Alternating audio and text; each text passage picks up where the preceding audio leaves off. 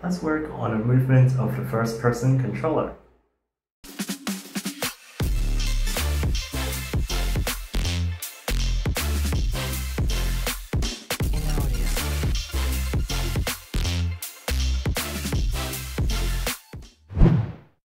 Let's work on the movement. We will first bring up the player controller script. I will make use of the velocity property of the rigid body component to control the movement. So first, let's define a new header attribute called configurations. And we will define a float variable called the walk speed, as well as a float value called run speed. And since we are modifying the velocity which is related to the physics system, it is better to use the fixed update method instead of the update method. And inside we will use a new variable called the new velocity, and we will give it a value of vector3.up times the rigid body's velocity at the y-axis. This is equivalent to new vector3 0 rb.velocity.y and 0.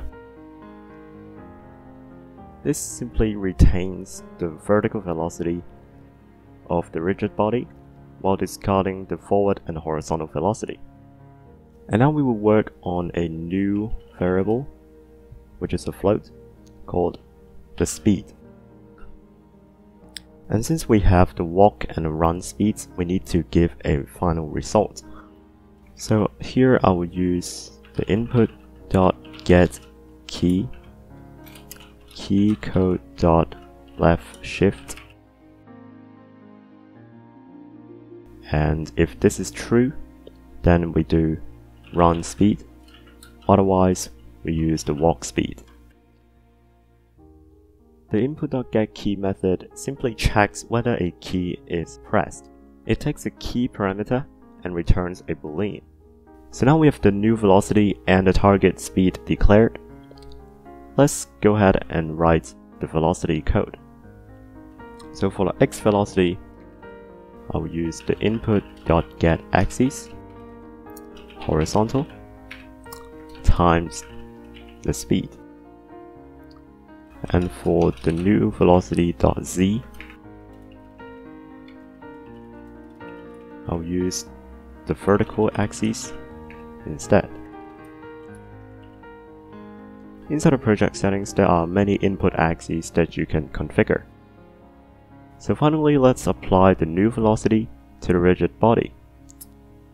We simply type rigidbody.velocity and set it equals to the new velocity. Let's save the script, go back to the editor. As you can see, I've added a grass texture to the ground, so it's easier to visualize the movement. And we need to click on the player object and scroll down to the player controller. And here we have to adjust the walk and run speed. I've set the walk speed to 5 and run speed to 10. Now let's try to run the game. And if I press WASD or the arrow keys, there we go, the player is moving. And if I hold the shift key, then the speed is faster. So there we have completed the movement of the player controller. In the next episode, we will work on the rotation of the camera. I'm Yellow Flicker and I will see you in the next episode. Stay tuned.